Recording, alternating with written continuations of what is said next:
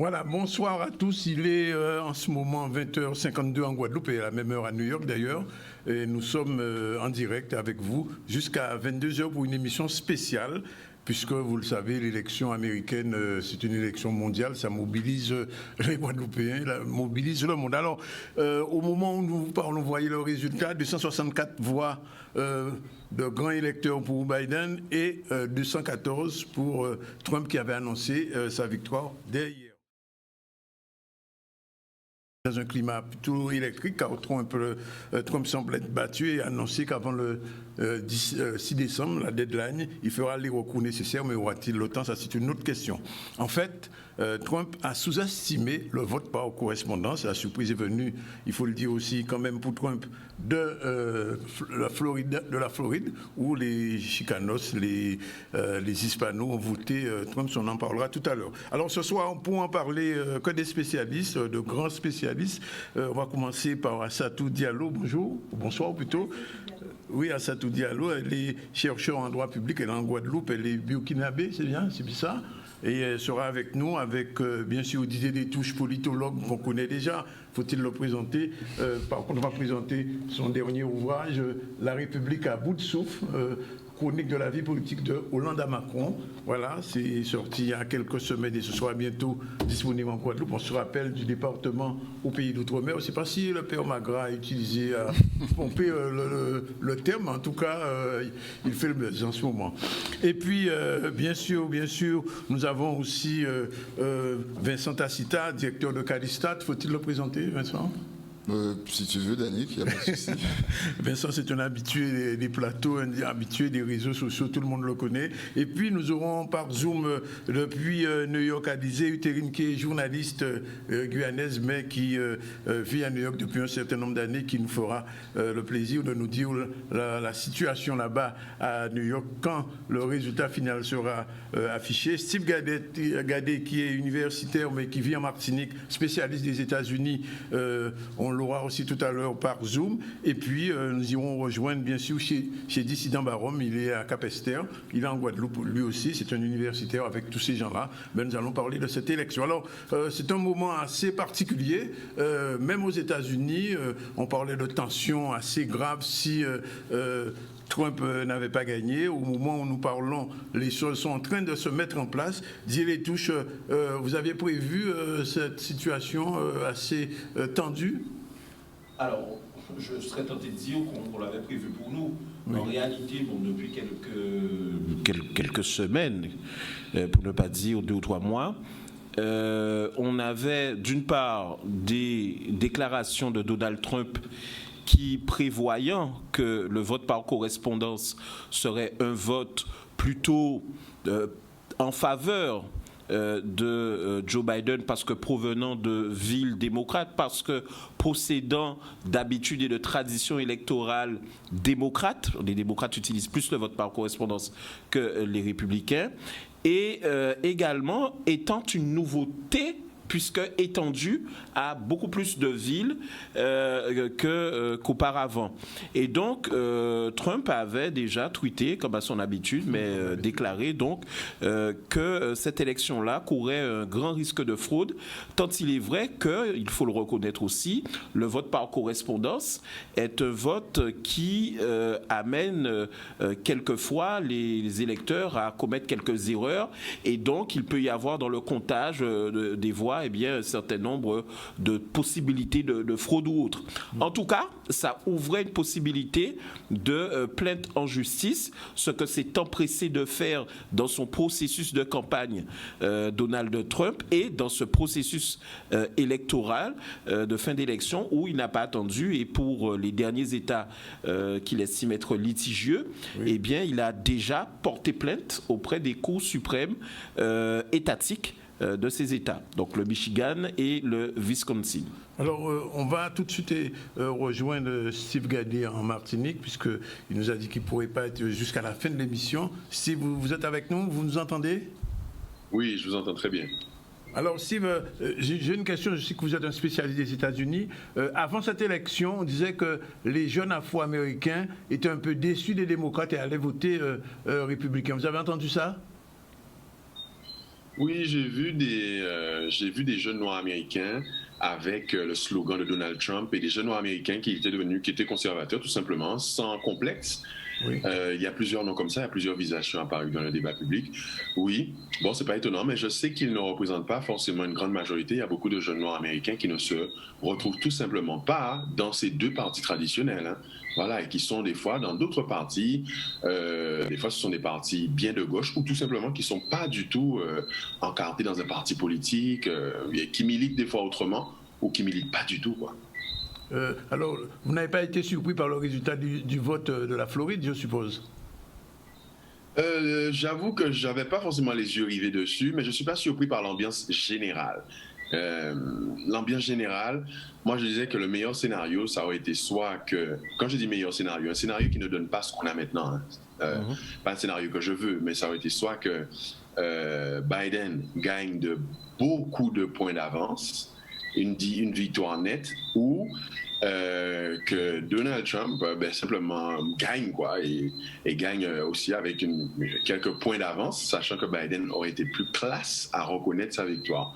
Oui. Donc l'ambiance qu'il y a maintenant ne me surprend pas. Je me demande simplement jusqu'où ça va aller. Est-ce que vraiment il y aura de la tension et de la violence, quoi.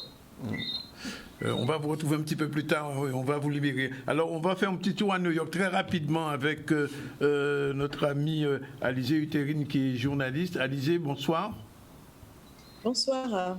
Alors, quelle est l'ambiance à New York en ce moment, de par votre fenêtre? Qu'est-ce que vous voyez?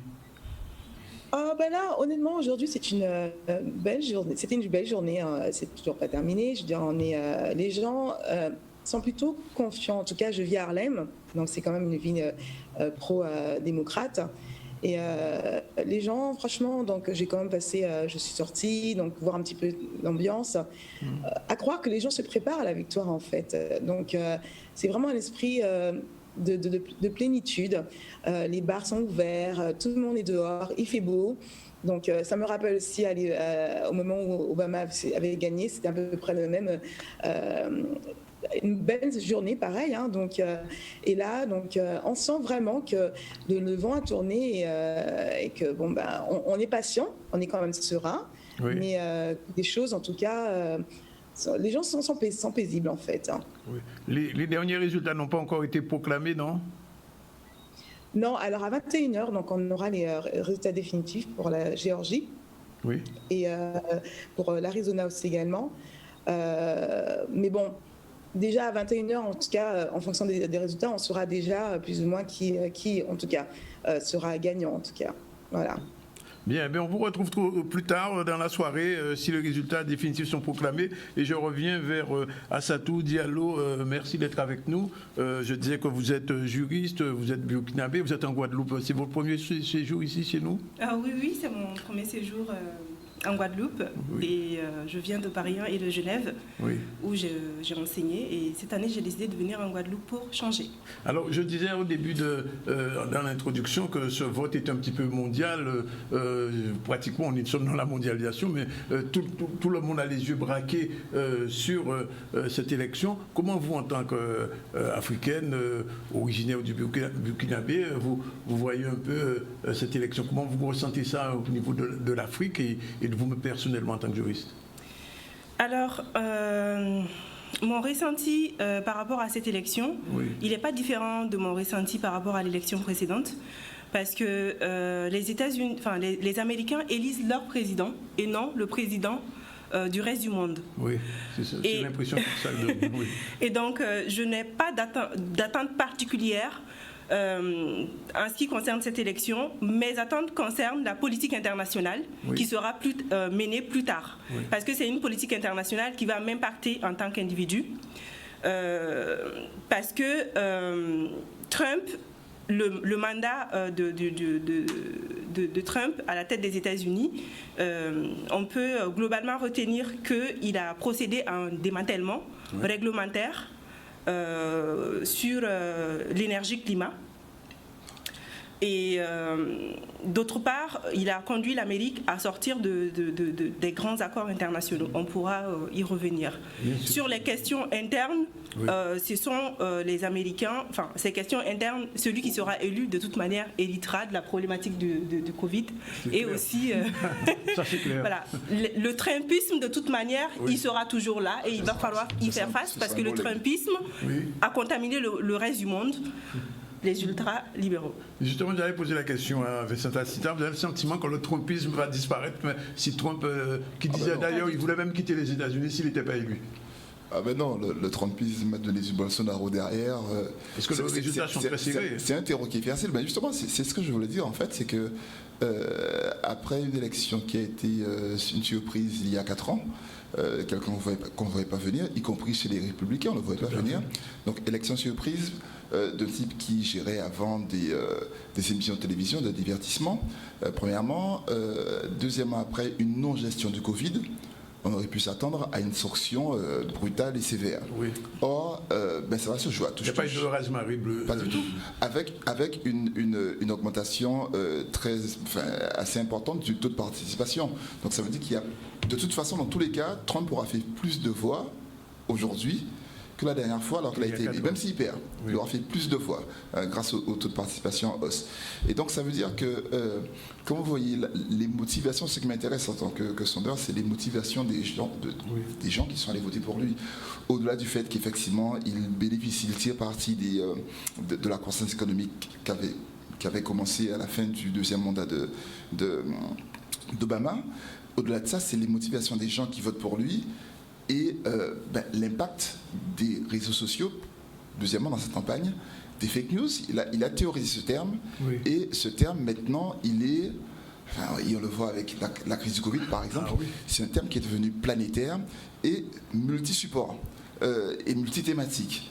Pour le Trumpisme, c'est ça, le Covid, c'est ça, et ce type, Donald Trump, même s'il disparaît, il ne va pas se représenter évidemment, même s'il disparaît dans quelques semaines, disparaître politiquement. Politiquement, ces idées sont encore là. Les QAnon qui ont boosté sa campagne, c'était vraiment du complotisme boosté par les réseaux sociaux. Et ça, et je redis, le Brésil, c'est un énorme pays. Bolsonaro a été élu juste après Trump. Et ça se peut qu'il fasse un Trump brésilien, en fait. Absolument, c'est un Trump brésilien et c'est le plus gros pays d'Amérique latine. Donc, il y a encore des choses qui vont bouger. On va parler géopolitique tout à l'heure, puisque Assatou a déjà ouvert le sujet, mais je voulais revenir avec Didier sur Biden. Au sein du Parti démocrate, j'ai pu comprendre qu'il y a une aile gauche, et Biden n'est pas dans cette aile gauche. Alors, est-ce qu'à votre avis, il aura la possibilité de bien gérer ce Parti démocrate qui, finalement, il va arriver au pouvoir s'il gagne? Enfin, on espère 264 voix, bon, grand électeur, on espère que Trump ne peut plus le rattraper, enfin on verra tout à l'heure. Mais comment, à votre avis, Didier, il pourra maintenir l'équilibre à l'intérieur de ce parti? Alors, c'est vraiment une question intéressante, parce que le Parti démocrate, en réalité, est en crise. Oui, voilà. Et le fait même que Joe Biden ait été le candidat choisi, un homme septuagénaire, proche d'être octogénaire, et qui a été dans la vie politique américaine et donc au Parti démocrate. Il a été vice-président quand même. Oui, bien sûr. D'ailleurs, c'est monsieur le vice-président, en fait. Oui. Et il a été depuis plus de 40 ans dans la vie politique et au sein du Parti démocrate. Et pour moi, en fait, l'image que j'ai, c'est que Joe Biden, en réalité, c'est une mascotte. C'est plus une mascotte du Parti démocrate qui est venu avec tout le passé, mais aussi le passif, et surtout la manifestation qu'en réalité, le Parti démocrate était actuellement incapable de se renouveler. Mais il y a quand même eu un espoir, un indice que Joe Biden, en réalité, draine et amorce finalement un changement qui sera peut-être salutaire, c'est sa vice-présidente Kamala Harris qui symbolise à la fois le progressisme, le métissage, l'héritage parfait de Barack Obama, si ce n'est qu'en plus, je dis ça parce que j'ai une femme à côté de moi, si ce n'est qu'en plus c'est une femme, donc forcément signe d'élévation de tous ces standards. Et en fait on a avec Joe Biden un candidat centriste. C'est le parfait centriste, c'est-à-dire un homme qu'on a du mal à identifier, mais qui, dans sa campagne, en réalité, n'a pas eu le choix et s'est déporté sur la gauche pour un certain nombre de thèmes, en particulier au niveau de l'environnement, afin de s'assurer le vote, non seulement d'une grande partie de la jeunesse américaine, mais aussi tous ces électeurs féministes et autres qui sont l'apanage de Bernie Sanders, Voilà. qui ne voulait pas céder, mais qui finalement s'est dit Biden, ça va être le mieux. Et en fait, pourquoi Biden c'était le meilleur candidat au final? Parce que c'est celui qui avait le plus grand potentiel financier pour faire la campagne. On a vu que là, il a des sous à la limite, peut-être même pour créer des emplois, si c'était possible, une fois qu'il serait président, et on s'achemine vers ça. Un dernier mot sur Biden. C'est un homme qui est extrêmement persévérant et pugnace. Et même si sa campagne, effectivement, était très molle et quelquefois, franchement, il y avait une allure de croque-mort qui était assez pénible, on voit tout de suite qu'il prend cette stature présidentielle et que l'expérience parle avec la déclaration qui, pour moi, est un coup de génie de communication et qu'il a faite en disant que, bon, ils sont tout près de gagner et surtout en montrant que le résultat, c'est le peuple. Et donc, il y a tout de suite une identification. Et en se montrant pugnace, c'est la meilleure façon de faire Trump reculer parce que Trump ne veut pas céder le pouvoir, on en parlera. Trump est dans une position de putschiste. Et il faut le dire aussi. C'est toute l'histoire de Trump. Parce que c'est le Trumpisme, voilà. Oui, c'est le Trumpisme parce que l'Amérique est très clivée en ce moment. Totalement clivée. C'est le clivage parfait. Didier a tellement raison que quand on regarde sur l'échiquier international, Trump, qui sont les amis de Trump? Ce sont les dictateurs, enfin, entre guillemets, les États totalitaires. Oui, absolument. Les démocratures. Et au début, quand il a commencé, Poutine était un modèle qu'il mettait en avant. Bien sûr. Bon, alors ça se gâte. Et il a donné des enfants. Tout à fait. Mais alors, il y a une question qui se pose, on en vient à parler de la situation intérieure des États-Unis. Globalement, le bilan économique de Trump n'est pas aussi catastrophique qu'on aurait pu le penser. Ah, il est très bon, mais il a surfé sur la vague. Il a surfé sur déjà les résultats obtenus par Barack Obama. Mais comme il a une très bonne politique fiscale et puis une politique de grands travaux aussi, ça a marché. Alors, heureusement, encore heureux, je serais tenté de dire, parce que c'est un businessman. Et donc, il a quand même appliqué des mesures qui, de point de vue économique, sont bonnes à court terme, mais à long terme, c'est très mauvais pour l'endettement américain, pour l'endettement même des autres pays du monde. Ça aura des conséquences. Ah oui. C'est clairement en fait ce qu'il a, il a procédé à la diminution des impôts des entreprises et des ménages pour que les entreprises puissent injecter de l'argent pour booster l'économie. Mais bien évidemment, on booste l'économie pour un certain temps, mais les conséquences futures, c'est reporter la dette et accumuler le déficit budgétaire. Parce que pour donner cet argent-là, il faut que l'État ait de l'argent. Et donc, il emprunte et il fait augmenter les taux d'endettement déjà des États-Unis qui jouent sur la monnaie et l'endettement des autres pays. Sans parler de la politique environnementale de Trump qui est désastreuse. Et il ne faut pas oublier, tu l'as dit tout à l'heure, qu'il est sorti de l'accord de Paris. Mais il ne faut quand même pas oublier qu'aujourd'hui, la planète est vicieuse ses réserves et que le Trumpisme n'a pas aidé à cette gestion collective de nos ressources. Il avait rejeté les accords de Paris. Alors, est-ce qu'on peut dire, je posais la question à vous trois, on va rejoindre chez Dissident Barom tout à l'heure, que Trump est victime du Covid. C'est une victime du Covid. Non, moi honnêtement, comme certains ont même pensé que c'était un coup de génie que de se faire croire malade, mais en tout cas non, je pense pas qu'elle a été victime de ce Covid-là. Alors évidemment, ça n'a pas pesé dans l'élection. Alors de la pandémie, oui. Oui, de la pandémie. Pas physiquement. Non, je parle de la pandémie. De la pandémie sans doute. Près de 300 000 morts aux États-Unis quand même. Oui, et puis une croissance économique qui a été freinée. Et effectivement, oui, pour le coup, je pense que sans le Covid, Trump serait repassé. Il n'y a pas de raison. Je veux dire, il y a que cet événement-là sur lequel effectivement Biden s'est beaucoup appuyé lors de sa campagne qui a aidé, et c'est aussi pour ça que Trump a perdu le vote des seniors parce que ce sont les seniors qui sont le plus touchés par cette pandémie. Alors, et là pour le coup c'est quelque chose qui effectivement l'a relancé, l'a freiné dans sa conquête de ce second mandat. Alors je crois qu'on a chez Dissident Barom, ça y est, on l'a au téléphone. J'ai dit allô. Oui, allô. Allô, bonsoir. Oui, bonsoir. Vous avez entendu le début de l'émission. Alors, quelle est votre analyse, vous, de cette élection globalement, avant d'entrer dans le détail, puisqu'on va parler de la situation, de la géopolitique tout à l'heure, vous aurez votre mot à dire, mais là, globalement, qu'est-ce que vous en pensez? On a perdu? Oui, alors, globalement, on assiste véritablement à une montée en puissance du nationalisme depuis une dizaine d'années aux États-Unis et dans certains pays du monde. Et je crois que Trump est un nationaliste et surtout il a bénéficié lors de sa première élection d'un vote populiste et c'est encore un vote populiste qui s'affirme encore aujourd'hui. Ça, c'est la première information. La deuxième information, c'est que on se rend compte que même s'il y a une augmentation, une multiplication du nombre de votants en faveur de Biden, on voit que ce populisme a impacté évidemment tous les États-Unis et je trouve fort déplorable que Biden n'ait pas pu rassembler. Ce qui, comme l'a dit Didier Touche, il y a une crise au sein du Parti démocrate et on voit bien les conséquences aujourd'hui. Alors, l'événement marquant, c'est que même s'il y a une augmentation du nombre de votants de la population hispanique, notamment en Floride, mais il faut bien comprendre que les minorités aujourd'hui aux États-Unis ne votent pas automatiquement pour Biden et pour les démocrates. Ça, c'est une problématique qu'il faut régler, à mon avis, aux États-Unis. C'est la raison pour laquelle aujourd'hui, la marge de Biden, même s'il est élu, sera assez faible. Vous pensez que, du point de vue économique, le redémarrage sera difficile? Alors, le bilan économique, comme on le dit très souvent sur Internet, depuis quelques jours, les Américains ont désigné le président des États-Unis.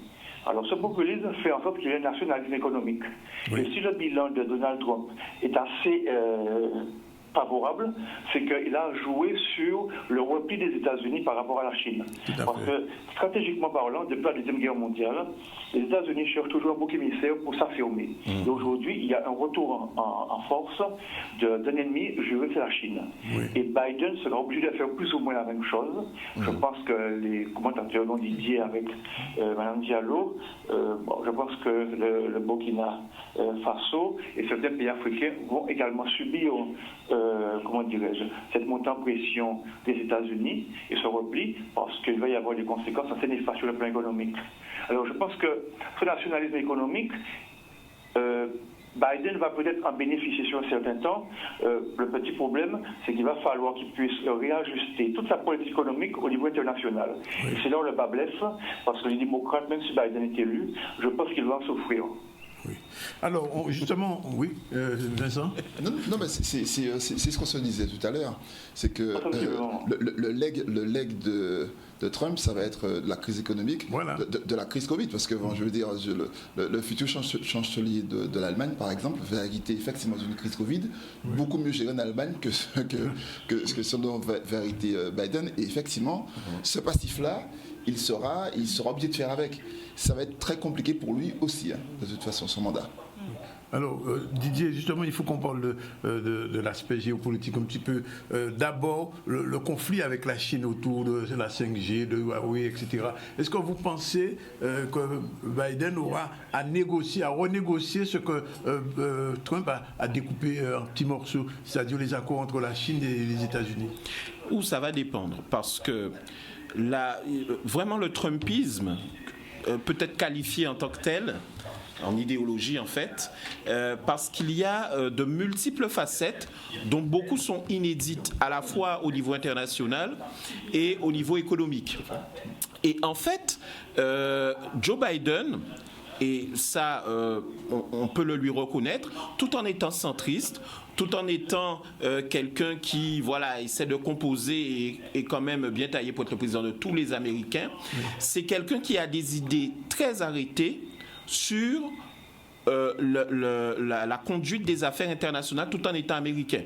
C'est-à-dire que lui, il est contre le bilatéralisme et l'isolationnisme de Trump, qui consiste à faire les Américains ne traiter que face à une seule personne, la Chine par exemple, une seule puissance, la Chine, ne reconnaître que des puissances déjà, et en plus à s'isoler un peu, à ne s'occuper que de l'Amérique, c'est des Amériques, c'est-à-dire de l'Amérique, c'est America First, l'Amérique d'abord.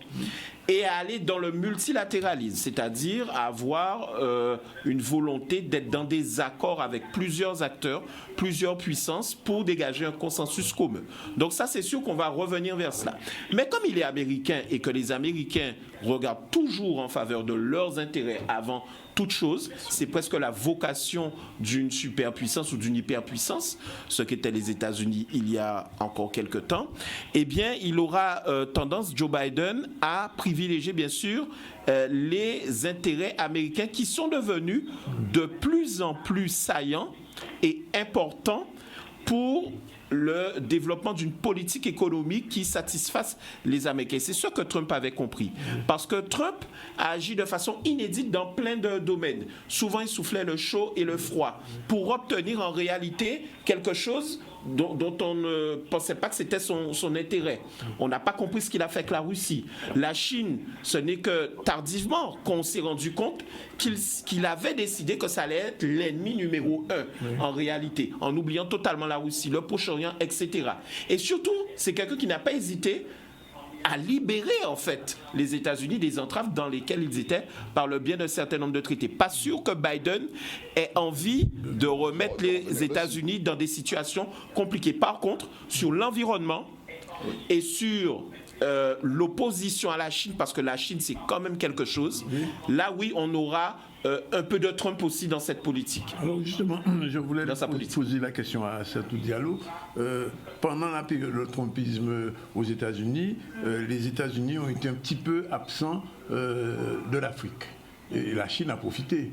Alors, est-ce que, quelque part, on peut dire que le trumpisme on va le dire comme ça, a favorisé un petit peu l'entrée de la Chine dans ces pays africains? J'étais l'année dernière au Cameroun, avant j'étais en Guinée, puis on voit bien que la Chine est très, très, très présente dans les pays africains. Est-ce que vous pensez avec Biden que ça a pu changer?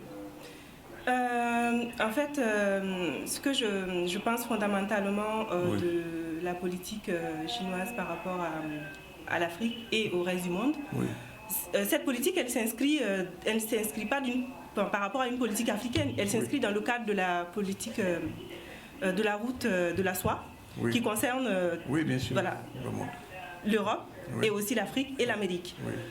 Donc, l'Afrique avait une opportunité justement à saisir, une fenêtre d'opportunité, d'autant plus que la Chine en a profité pour justement se rabattre sur l'Afrique, mais en même temps la Chine prépare en fait son affrontement avec l'Amérique. Donc l'armée chinoise est en train de monter et donc toutes les problématiques qu'on a évoquées rentrent en ligne de compte. L'Europe se trouve incapable de parler d'une seule voix. Et aujourd'hui, ce qu'on craint fondamentalement, c'est le fait qu'avec l'arrivée de Biden, la Chine surtout, qu'il y ait une coalition, une nouvelle coalition européenne et transatlantique. Donc ça remet en... Voilà, ça va redynamiser cette branche-là et la Chine risque de ne pas obtenir les avantages commerciaux qui sont déjà en négociation. Donc ça va redorer un peu les relations Europe-Amérique. Je retourne vers Alizé Uterine. Alizé, est-ce que à la télévision aux États-Unis, il y a des résultats qui tombent déjà? Non, pas encore, mais en tout cas, ils sont en train de... On est toujours à 264, 214? Oui, encore. Mais d'ici, je pense, d'ici 30-40 minutes, on aura plus d'informations. Peut-être demain, le Nevada c'est demain. Donc finalement on passera la nuit avec ce suspense. Pour demain et le soir ce sera pour l'Arizona et Georgia. C'est ce qu'ils disent là actuellement parce que je suis en direct live. Donc pour ce soir en tout cas, plus tard vers 21h. D'accord. Bon, écoutez, on va vous laisser dormir puisque demain matin on aura les résultats. Je reviens vers notre ami Vincent Tacita. Du point de vue, parce qu'on est en Guadeloupe, on est dans la Caraïbe, il faut bien qu'on en parle un peu. C'est une élection mondiale. Qu'est-ce que ça peut changer pour nous dans la Caraïbe, la défaite de Trump? Comme la majorité des Noirs américains même si pas mal d'entre eux, il y a une petite partie d'entre eux qui ont voté Trump, je pense que on l'a dit tout à l'heure, soit il y a eu au niveau de la Caraïbe une espèce de, voilà, même bête, même poil, Biden ou Trump, ça va être pareil, mais quand même, majoritairement, je pense que la défaite de Trump, si c'est le cas, sera saluée par les Caraïbiens. Alors, je ne sais pas si la Chine a la même emprise dans certains pays de la Caraïbe. On sait qu'en Dominique, par exemple, les Chinois ont commencé il y a Saint Kitts, il y a Antigua aussi. Ils ont commencé à pas mal investir, mais la proximité des États-Unis fait que, et le multilatéralisme qui va être retrouvé sûrement avec l'arrivée de Biden va faire que les relations seront pacifiées sûrement entre les USA et les pays de la Caraïbe. Ce qu'il faut comprendre, c'est surtout, moi je pointe surtout le doigt et je veux le redire ici, l'impression qu'a laissé Trump, ou qu'aura laissé Trump, va être encore permanente et va imprégner encore pendant quelque temps dans certaines démocraties qui sont fragiles. On a compris qu'il faut cliver pour être élu, on a compris que le populisme ça marche, ou ça peut marcher, on a compris que les réseaux sociaux et les fake news ça peut marcher, et donc ça peut donner des idées à quelques-uns qui sont encore loin du pouvoir et qui veulent y arriver. On va en parler tout à l'heure. On prend une première pause dans ce débat et puis on se retrouve dans 2-3 minutes pour continuer avec, je le rappelle, Didier Détouche, Vincent Tacita, Steve Gadé qui nous rejoint depuis la Martinique, Assaf Diallo qui est avec nous et aussi chez Dissident Baron. À tout de suite.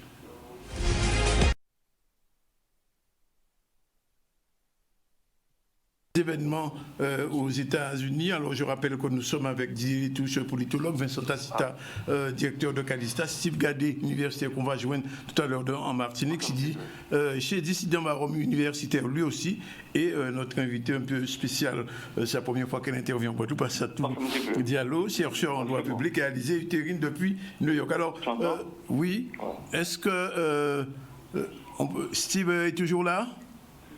Oui. Alors, Steve, je voudrais un petit peu votre analyse plutôt sur la jeunesse américaine, puisque je sais que vous avez écrit là-dessus, vous êtes un grand spécialiste, vous êtes beaucoup intéressé aussi à la musique américaine. Est-ce que pendant cette période du Trumpisme, vous avez senti quand même une évolution, quand même un bouillonnement chez les jeunes Américains, afro-américains? Alors, il y a une évolution depuis l'élection d'Obama. Oui. Le collègue pense que c'est lui. OK. Avant d'arriver là, il y a une question qui a été posée et qui me semble mériter encore un peu de développement. C'est l'impact de l'élection de Donald Trump sur la Caraïbe. Oui, bien sûr. Ça me semble quand même mériter un peu de développement. Il a rencontré les leaders caribéens en 2019. Oui. On sait que pour la plupart des nations indépendantes dans la Caraïbe, les États-Unis sont leur partenaire économique partenaire économique le plus important. Même pas besoin d'aller très loin. Saint-Martin, par exemple, vit grâce aux États-Unis. Du point de vue touristique. On sait que dans les échanges commerciaux et économiques, les États-Unis sont un partenaire imposant. Le souhait des nations caribéennes, c'est bien sûr de maintenir ce flot-là d'échanges commerciaux.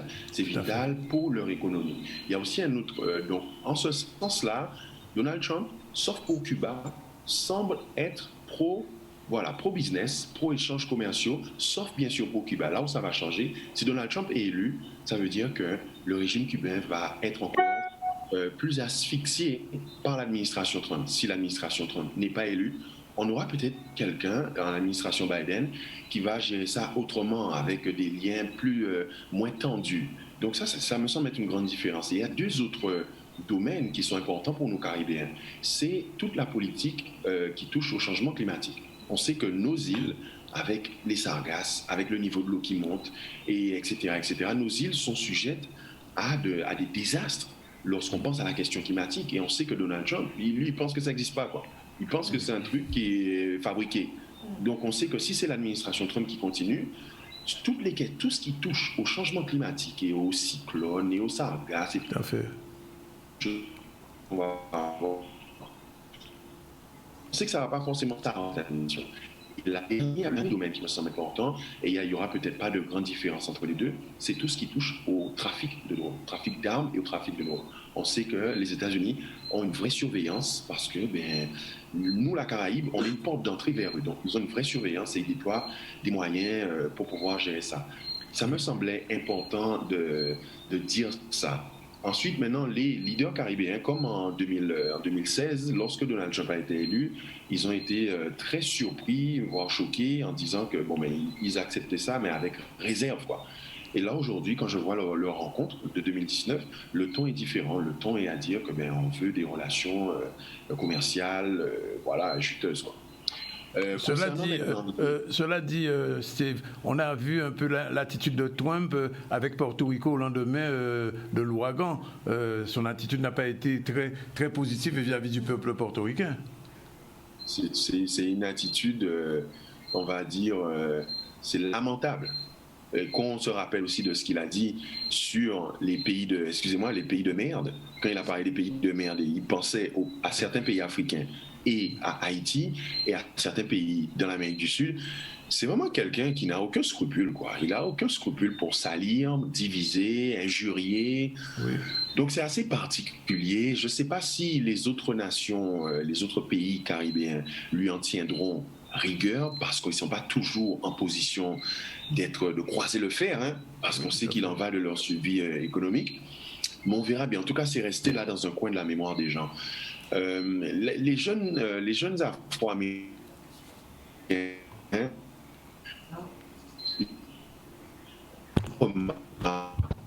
qu'il y a un petit problème technique, on va retrouver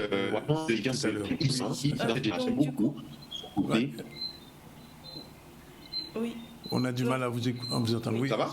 Donc, en fait, je voulais juste rajouter qu'on est quand même en face d'un président qui a démantelé le Power Clean Plan, oui, qui est la réglementation qui limite les émissions de gaz à effet de serre. Oui. Et il y a un consensus mondial et scientifique là-dessus qui prouve que ce sont les gaz à effet de serre qui sont responsables des changements climatiques. Oui. Et donc, parmi les mesures de Obama qui ont été démantelées, cet acte fait partie. Et en ce qui concerne les Caraïbes, aux Antilles, on est très très attentif à cette question de changement climatique, parce qu'aux premières loges des impacts, les îles de la Guadeloupe doivent faire face d'une part à la montée du niveau de la mer, c'est ce qu'il disait tout à l'heure, et d'autre part au blanchissement des coraux. C'est une catastrophe écologique, oui, et qui conduit à un appauvrissement, à une dégradation de l'écosystème sous-marin. On ressent l'influence américaine dans cette région caribéenne réellement, des pays comme Haïti, la Jamaïque. Comment vous percevez le trumpisme? Parce que là, il va y avoir un changement de paradigme normalement. Oui, mais alors, il y a toujours eu une influence très forte, oui, des États-Unis, depuis même le XVIIIe siècle avec la guerre de course, où les États-Unis arbitraient les guerres européennes maritimes entre l'Angleterre, l'Espagne, la France. Il y a eu ensuite, c'est vrai, une longue période d'isolationnisme, en fait, qui était même théorisée, j'ai d'ailleurs oublié, la doctrine Monroe, voilà. Oui. Et en réalité, les Américains se sont déployés dans le monde à partir du moment où ils ont commencé à devenir une grande puissance et ils sont entrés dans le jeu d'abord de la Première et surtout de la Seconde Guerre mondiale. Et à partir de là, ils ont eu cette opportunité, cette fenêtre de pouvoir régenter, compartimenter, mais sans être entachés de la tâche originelle des Européens, c'est-à-dire le colonialisme. On a donc parlé d'impérialisme. Et l'isolationnisme est en fait une forme d'impérialisme. Ça consiste à dire quoi? Ça consiste à dire que je ne vais pas intervenir en tant que gendarme du monde, mais en même temps superpuissance qui protège le bloc occidental démocratique comme à l'époque de la guerre froide contre la Russie, ou qui protège le libéralisme et le capitalisme contre le communisme. Mais je vais m'isoler, c'est donc la doctrine de Trump, de façon à concentrer mes efforts sur le déploiement de la puissance puissance économique américaine de façon bilatérale et de façon, je dirais, unilatérale aussi. C'est-à-dire, c'est eux qui décident et non pas qui décident avec les autres ou même avec un partenaire. Et je vais me trouver des ennemis. Mais en même temps, je dis aux Américains, concentrez-vous sur nous. Et ils ont fait ça partout, y compris dans la Caraïbe. C'est une forme d'impérialisme dans la mesure où ça amène les États-Unis à être encore plus dominateurs et arrogants en tant que puissance que quand ils se déploient dans le multilatéralisme où ils doivent conjuguer des efforts pour construire et faire preuve d'une certaine modération, ce que Barack Obama faisait à merveille. Avec Obama, il y a eu quand même un élément important dans la Caraïbe, c'est la politique avec Cuba. Oui. Comme Barack Obama a décidé de dégeler un peu les relations, renouer, on va dire un peu. donc les relations, oui, avec Cuba, ça a eu un impact en termes de politique intérieure, en tout cas de sociologie électorale, puisque beaucoup de, entre guillemets, latinos issus de Cuba sont allés du côté de Trump et ont soutenu très activement Trump. D'ailleurs, il y a même... Bon, il y a la chanson de Trump de campagne, c'est une chanson, il y en a une qui est latine et qui a eu beaucoup de succès. Oui.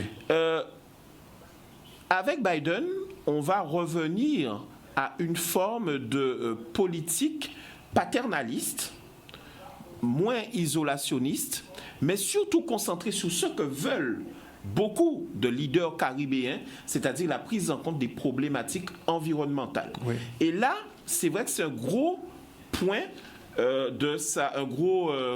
point fort, de son programme. Il n'y en a pas beaucoup, mais c'est un gros point fort de son programme. Et une dernière chose, il y a la Caraïbe, mais il y a aussi l'approche Amérique latine. Oui, j'allais y venir. Les États-Unis sont toujours intervenus en Amérique latine pour gérer un certain nombre de mise en place de chefs d'État plus ou moins dictateurs. Pour les dictateurs, toutes les dictatures. Plutôt plus que moi. Voilà, plutôt plus que moi. Et vous avez un pays comme le Venezuela notamment, qui est dans une tourmente incessante, avec des problématiques qu'il faudra bien régler. Et on verra avec cet exemple-là en particulier, comment justement cette zone proche de l'Amérique du Nord, donc Caraïbes et Amérique latine du Nord, eh bien, quelle est la véritable politique? Est-ce qu'il y a un changement de politique? Est-ce qu'il y aura des choses intéressantes pour nous, profitables pour nous? Et à ne pas négliger non plus la question raciale qui touche beaucoup ceux qui habitent dans la Caraïbe. J'essaie de revenir avec Utérine à New York. Est-ce qu'elle est encore là, Utérine? Oui, alors je voulais poser une question, Utérine. Comment, si Biden remporte l'élection, qu'est-ce que ça va changer de la vie quotidienne des Américains, particulièrement dans une ville comme New York? Si effectivement,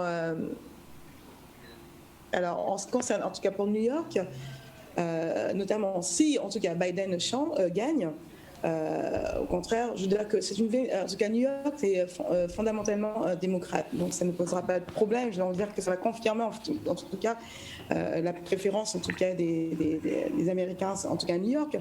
Mais je pense que ce sera une transition, parce qu'il ne faut pas oublier en fait le plus important, c'est que les gens ont tendance à perdre de vue en fait l'objectif final.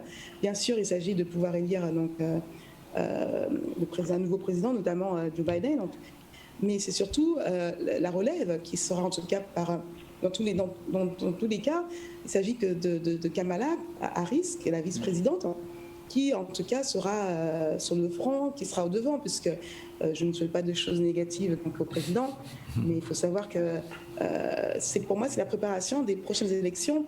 Et c'est aussi un message fort d'avoir aujourd'hui une représentation d'une femme, et en plus de surcroît qui est métissée. Donc c'est un message fort. Donc je pense aussi que ça va permettre une transition au fur et à mesure pour que les choses, en tout cas, s'arrangent. Mais bien sûr, il n'y aura pas de changement fondamental d'entrée. Oui. Mais c'est clair que les choses, en tout cas, vont s'améliorer petit à petit. Mais il y a quand même un phénomène, c'est que la pandémie a beaucoup frappé les Afro-Américains, particulièrement à New York. Alizé. Ah oui. Oui, bien sûr, New York était en tout cas la ville la plus touchée. New York est un vrai cluster. Oui, mais New York aujourd'hui, en tout cas, a pu stabiliser. Maintenant, il s'agit de la Floride, où là, les cas augmentent de manière considérable. Par contre, ce qui est embêtant, c'est que même là, tout le monde est tourné sur les élections. En attendant, il y a aussi beaucoup de morts. Et rien qu'hier, il y avait plus de 100 000 morts, d'accord, du Covid. Donc là, on n'en parle pas trop, puisque tout le monde est centré sur les élections. Donc il est important pour moi aujourd'hui qu'on puisse passer très vite à autre chose, en tout cas du moins. Parce qu'il est important de se focaliser aussi sur la santé des personnes, et actuellement avec le Covid qui sévit sévèrement. Parce que les États-Unis restent quand même le premier pays impacté au monde, et ça ne s'arrange pas. Donc il est impératif, en tout cas, que cette élection se termine le plus rapidement possible, sachant que malgré tout, si Biden gagne, il y aura encore des répercussions, notamment avec le trumpisme, avec aussi tous les fans qui ne seront pas forcément, les supporters qui vont peut-être pas accepter, qui vont pas du tout accepter le résultat, qui aujourd'hui sont déjà en train de décrier qu'il y a de la triche. Donc le président Trump a déjà saisi en tout cas la Cour pour pouvoir faire un recomptage des votes. Mais on s'attend aussi à une recrudescence de violence raciale, ça c'est clair. À ce point-là. D'un côté, il ne s'agit pas d'une transition, pour enfin donner un regain d'espoir, parce que les gens ont besoin de ça. Parce qu'actuellement, c'est vrai que depuis la pandémie, donc c'est un peu morose, je dirais pas un peu morose, c'est morose. Donc c'est vrai que là, ces élections qui sont historiques, en tout cas l'élection 2020, donc du coup, les gens, c'est vrai que là, tout le monde a les yeux tournés sur cette élection, mais à côté de ça, donc on ne sait pas comment, qu'est-ce qui va se passer next en fait pour les prochains mois. Donc on ne sait pas s'il y aura vraiment un vaccin qui sera en tout cas distribué. On ne sait pas encore. Donc c'est vraiment l'incertitude. Donc oui. L'élection, c'est un enjeu très important. Il faut que justement qu'on puisse en tout cas savoir dans quelle direction on se dirige, c'est-à-dire si on reste avec une présidence de Trump ou une présidence avec Joe Biden. Mais je pense fondamentalement qu'il est important d'avoir une transition, qu'on revienne un petit peu donc à des valeurs, l'unité, de rassembler les gens. D'un côté, c'est vrai. Beaucoup de gens n'ont pas forcément voté pour Biden, hein, c'est clair, et le pays est complètement divisé, hein, je dirais du 50-50, mais je pense qu'on ne peut pas avoir pire de ce qu'on a pu avoir avec la présidence avec Trump, et que là aujourd'hui, il me paraît important que les gens puissent avoir un regain d'espoir. Il ne s'agit pas en tout cas avec une bonne présidence, en tout cas si Joe Biden gagne, qu'il va tout transformer. Donc d'ailleurs lui-même il a dit, hein, il est loin d'être naïf, ça va prendre du temps, mais au moins aujourd'hui il s'agit de pouvoir reprendre une gouvernance, mais surtout de pouvoir unifier en fait en tout cas les Américains, parce qu'aujourd'hui c'est clair que c'est la division totale. Et je ne sais même pas, parce que même si Joe Biden gagne, il aura quand même des difficultés pour gouverner, parce que au niveau du Sénat, c'est pas gagné qu'aujourd'hui que les républicains perdent en tout cas le pouvoir. Donc c'est encore, on ne sait pas encore, mais c'est clair que les choses ne vont pas changer fondamentalement. Par contre, je pense que c'est juste une transition pour les prochaines élections, et notamment pour la préparation, notamment avec Kamala. Alors, je reviens vers vous, Vincent. Beaucoup d'Afro-Américains ont été, je reviens un peu sur le passé, assez déçus de la politique d'Obama vis-à-vis des Afro-Américains. Alors, est-ce que vous pensez, je pose la question à Vincent, mais vous pouvez aussi participer les deux autres, que Biden peut réussir ce que Obama a échoué? Je pense que, en tout cas, s'il réussit quelque chose, on va moins lutter en rigueur qu'Obama. Oui. Obama, en fait, les Américains ont pensé qu'il allait gouverner comme un Nord-Américain, oui. Alors qu'Obama a été une parfaite synthèse de ce que vous... C'est un Américain, c'est tout. Voilà, c'est un Américain 3.0, oui. Et très bien, et ce que peut-être... éventuellement Kamala Harris, par exemple, qui est l'exact contre-pied de Trump. Trump ayant lui était le contre-pied, l'opposé exact d'Obama. Et effectivement, Alizé a raison. Le meilleur signal qui pouvait être envoyé, c'est Kamala Harris, oui. qui est métissée, oui. Qui est une femme, oui. Une jolie femme en plus, qui a un vrai cerveau, oui. Le total opposé de Trump. Et là-dessus, effectivement, ce signal, peut-être une société post-raciale américaine, serait peut-être Kamala Harris, plus qu'Obama. Obama était un symbole, c'est le premier président noir d'une grande puissance. Oui. Il a fait 2 mandatures, il a fait ce qu'il pouvait. Les États-Unis demeurent toujours un pays raciste clivé, et bien clivé. Oui. Et ça va prendre du temps. Quand vous voyez les votes des États sudistes, ils sont toujours très marqués. Il n'y a pas photo. Entre les parenthèses, les suprémacistes ils sont toujours là et armés. Et ils ont pris une place prépondérante pendant la première mandature du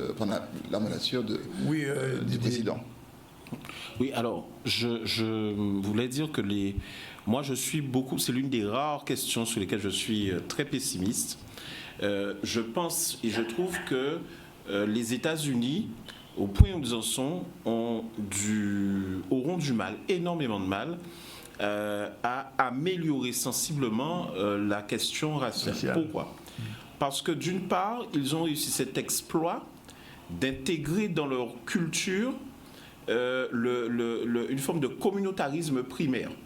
C'est-à-dire que là-bas, les communautés se sont érigées en groupes autarciques et autonomes, même si elles ne le reconnaissent pas forcément, même si on va trouver dans des entreprises toutes sortes d'individus ayant différentes couleurs de peau. Mais il y a vraiment une forme d'appropriation de cette identité noire, identité latinos, identité hollandaise, identité italienne qui est historique et qui est en réalité indienne aussi, bien sûr, de plus en plus, et qui est asiatique et qui est en réalité constitutive même de l'État des États-Unis d'Amérique. En fait. C'est pour ça que l'un des plus grands films pour la cause noire, la question noire, s'appelle Birth of a Nation, la naissance d'une nation. Et c'est en fait, on montre l'histoire des premiers esclaves qui se sont rebellés violemment contre leur maître aux États-Unis. L'autre facteur, c'est que la question raciale est une question qui doit se traiter au niveau de chaque État. Et un président américain est un président national et un président, comment dirais-je, d'une fédération, voire même d'une confédération presque. Et en réalité, il a énormément de mal à agir tout en étant revêtu de pouvoir exécutif fort. Il a du mal à agir au niveau des États pour que un certain nombre de lois ou de mesures discriminatoires, sans qu'elles disent leur nom, et surtout de comportements d'autorités publiques, dont la police, qui sont de l'apanage du gouverneur en réalité, puissent diminuer. Et c'est ce qui me chagrine beaucoup, c'est que vraiment, aux États-Unis, souvent, quand on est dans les États du Sud, on est un peu, et qu'on est noir, classe moyenne ou pauvre, on est un peu confronté, on est séquestré, quoi, quelque part. On est prisonnier d'un État, d'un système. Et il est difficile de se dire qu'il y a une constitution, il y a des droits civiques qui ont été intégrés à la constitution, parce qu'on ne voit pas forcément cette réalité-là. Et enfin, troisièmement, je crois qu'il y a, alors c'est peut-être un peu plus positif, mais le travail qui peut être fait par contre, c'est que le président américain, si c'est Joe Biden notamment, puisse travailler beaucoup plus avec les artistes, parce qu'il y a un énorme mouvement artistique aux États-Unis de prise de conscience. D'ailleurs, tous les Américains ont pris conscience vraiment avec ces émeutes raciales de la question raciale. Mais il faut transformer la prise de conscience en une dynamique, un acte, une dynamique sur le long terme de réconciliation, voire même éventuellement d'agrégation, pourquoi pas autour du fait d'être américain, après tout. Et ça va être, je rejoins ce que disait la correspondante qui est à Washington, qui est à New York, ça va être le boulot et la priorité de Joe Biden s'il est élu, c'est-à-dire d'unifier les États-Unis et de sortir de la division. Alors, oui, non, je voulais juste, avant qu'on termine dans 5 minutes, parler d'une question qui reste quand même sensible aux États-Unis, l'accès aux armes. Personne n'a réussi à régler ce problème, et Obama a essayé, mais ça n'a pas été. C'est la Constitution. Ça ne s'est pas fait, c'est la Constitution. Et on voit bien les conséquences de cette situation aux États-Unis aujourd'hui. On a même vu une Black Army qui s'est manifestée sur les réseaux sociaux il y a quelques...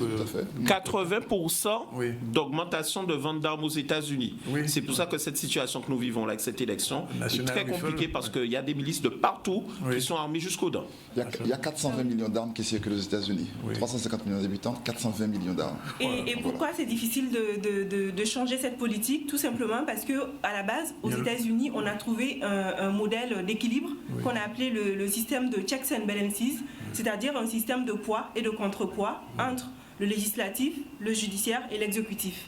Donc pour pouvoir fondamentalement changer les choses, il faut avoir une certaine majorité au Sénat et au niveau de la Chambre des représentants. Ce qui ne sera pas le cas. Ce ne sera pas le cas pour lui. Hein. Oui. Et c'est ce qui a empêché Obama ça va être très compliqué de ce point de vue-là, du point de vue législatif. C'est pour ça qu'on en veut beaucoup à Obama, qui n'a pas pu adopter... qui n'a pas pu tenir ses engagements, ses promesses de campagne, parce qu'il n'a pas pu gouverner. C'est un président qui a été bloqué dans son mandat par ces deux chambres. Alors, moi, la note positive que je vois, c'est que pour le coup, avec ce qui s'est passé avec George Floyd, effectivement, l'intégralité des États-Unis, voire du monde, s'est enflammée. C'est un meurtre qui a été vécu en direct. Et on a vu que dans les manifestations, il n'y avait pas que des Noirs aux États-Unis. Il y avait beaucoup de Blancs dans les manifestations. Alors certes, des Blancs issus de milieux plutôt privilégiés, de grandes villes, etc. Mais je pense que cette image-là a quand même marqué l'élection et a quand même marqué de façon durable ou pas, on le verra, la société américaine. Et peut-être que cette prise de conscience, comme cela disait tout à l'heure, va peut-être impulser quelque chose de nouveau aux États-Unis, alors qui vont quand même rester foncièrement racistes ou un peu moins, mais en tout cas dans les actes, je pense qu'une présidence démocrate va peut-être réfréner les ardeurs de certaines corporations. J'aimerais rajouter que c'est quand même important de revenir à l'origine de cette violence politique qui a justement été théorisée depuis le XVIIe siècle par Alexis de Tocqueville, où il disait que la question de l'abolition de l'esclavage, la disparition des colonies indiennes, il avait prédit en fait, c'est un peu une prédiction de ce qui allait se passer. Tous ces événements se sont produits au fil des années. Et la violence politique, la violence entre les partis et la question raciale avaient déjà été théorisées. Et aujourd'hui, on en est là. Et pour repartir un peu à l'origine, souvenez-vous du Mayflower, c'est-à-dire le navire qui est parti où on avait des Anglais et qui fuyaient, on les appelait les migrants, pour appeler les choses par leur nom. C'était des migrants, des Anglais qui fuyaient des persécutions religieuses et politiques et des Européens de l'Europe continentale qui fuyaient la famine. Il faut appeler les choses par leur nom. Et ils se sont retrouvés dans le Mayflower où ils ont signé le pacte de Mayflower. Et ce pacte, Mayflower Compact, c'est un ensemble, c'est un corpus de règles qui devaient régir la future colonie. Et ces personnes sont considérées comme étant les pères fondateurs de la Constitution américaine. Tout à fait. Et j'ajoute aussi que on a 51 États qui sont complètement disparates. Et donc, il fallait trouver un système électoral qui soit équitable d'une part et qui soit juste. Et c'est pour cela qu'on a inventé le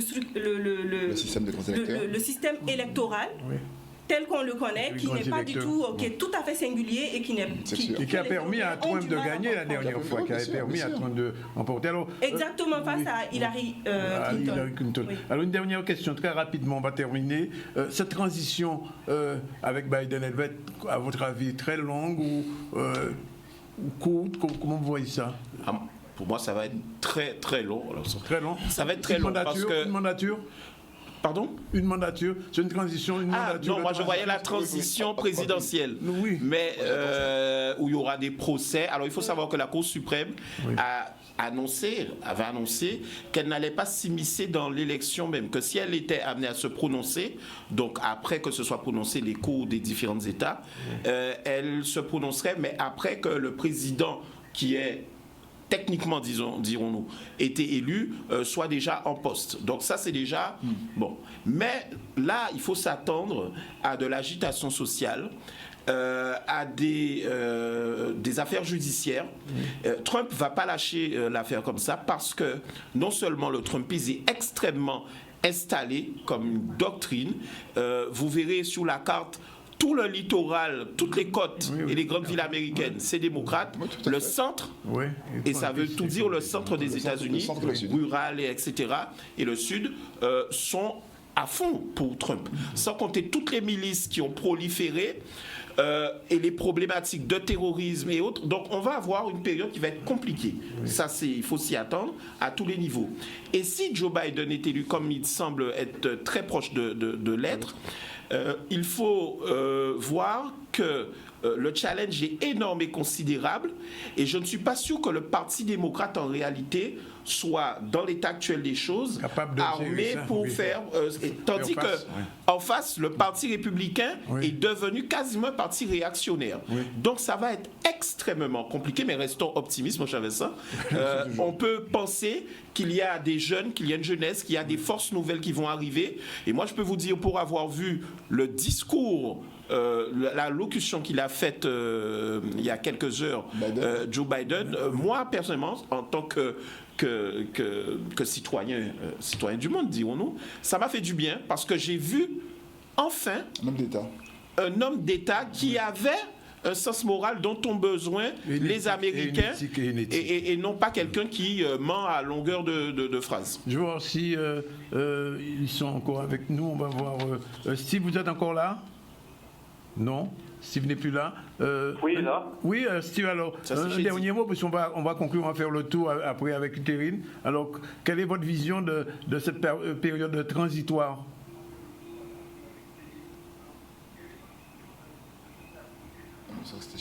Tu peux poser la question à Chédi. Bon, ben Chédi est là ? Oui, je suis là. Alors, Chédi, quelle est votre vision de cette période Didier en parlait tout à l'heure. Bon, on veut être optimiste. Oui. Je pense que Joe Biden sera un homme de transition, mais cette transition sera très active. Il devra être très dynamique parce qu'il aura 3 rôles à jouer.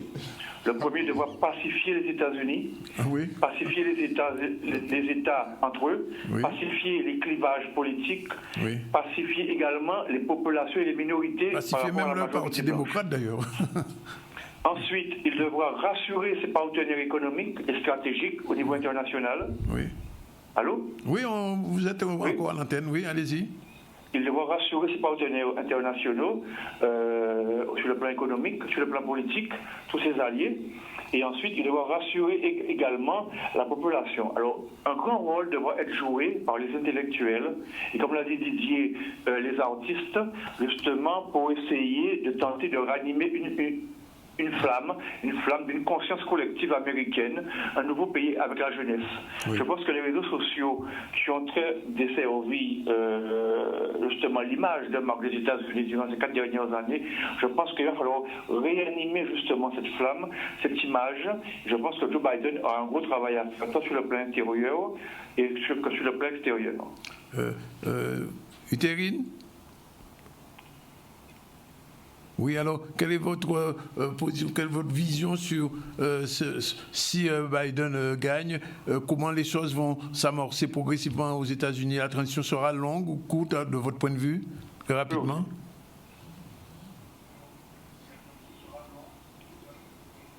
On ne vous entend pas. Bon, ben tant pis. Steve n'est plus là? Bien, dernier mot. Il y a une petite chose, la démographie de la population américaine change beaucoup. Et d'ici 2045, les minorités ne seront plus des minorités. Oui. Donc, ça aussi, c'est vrai. Ça compte énormément. Oui, bien sûr. Ça compte énormément. Oui. Ça ne veut pas dire qu'elles vont devenir démocrates. Oui. Ça veut dire que peut-être que ces questions raciales seront traitées de façon différente parce que justement elles seront plus nombreuses en termes démographiques et en termes économiques. Les élites noires sont déjà là, les élites asiatiques on n'en parle même pas, les élites latino, etc. Et peut-être que ce pays sera obligé de changer, ne serait-ce que par la répartition. Il va s'apaiser un peu. Ou pas, on verra. Oui. Je pense que c'est vers un apaisement, forcément. Mais il n'aura pas le choix de s'adapter. Vous savez, l'apaisement passe par les réseaux sociaux. Parce que Trump est un président réseaux sociaux. Totalement. Et 2.0, je ne sais pas quel chiffre. Mais il faut bien voir ça. C'est ça la nouveauté. Hein. Et même s'il n'y a plus Trump et que beaucoup d'affaires judiciaires et de problèmes l'attendent, ce qu'il a laissé, c'est malheureusement quelque part aussi l'avenir. C'est-à-dire des camps dressés les uns contre les autres sur fond de réseaux sociaux et de voilà. Ben voilà. voilà, polémique. Au moment où nous terminons, on ne sait toujours pas qui sera le vainqueur, mais enfin, on imagine demain matin à notre réveil que nous aurons la surprise d'apprendre que Trump a été mis de côté, 214. Voilà, je vous remercie tous d'être venus, tous ceux qui nous ont écoutés. Beaucoup de réactions sur les réseaux, comme d'habitude. Oui? Non, c'est bien. Voilà, merci à Didier. C'est Didier, il faut le dire, c'est Didier qui a été à l'initiative de cette émission, qui m'a appelé, m'a dit il faut qu'on fasse quelque chose pour ce soir, c'est fait. Vincent, merci d'être venu. Steve aussi, Chedi, Sinabarom, et puis Alizé Terine et à Savo Diallo. On espère vous recevoir ici une autre fois. Dans d'autres conditions, puisque Didier est un habitué de ce plateau. Donc, il vous a conduit. Donc, j'imagine que vous aurez d'autres occasions d'être avec nous. Tu en as déjà marre de moi. Non, j'ai pas dit ça. Uterine, tu veux intervenir? Allô? Est-ce qu'elle nous entend avant de partir? Un dernier mot, très rapidement. On n'entend pas. Ça y est. Oui, vas-y. Ah, on l'entend pas, on ne l'entend pas. Ils ont fini. On m'entend pas? Vas-y. Je voulais juste rajouter cet élément très important, que malgré en fait toutes ces controverses actuellement qui se passent et qu'aujourd'hui Biden en tout cas est sur le point de devenir président, il faut savoir il y a de belles choses aussi au niveau de la nouvelle génération qui sont produites. Hein. On a des élus qui ont été nommés hier, qui ont réussi. C'est-à-dire qu'on a un premier élu transgenre, on a aussi toutes les femmes représentatives en tant que congressman qui ont été réélues, qui sont en tout cas les pires ennemis de Trump.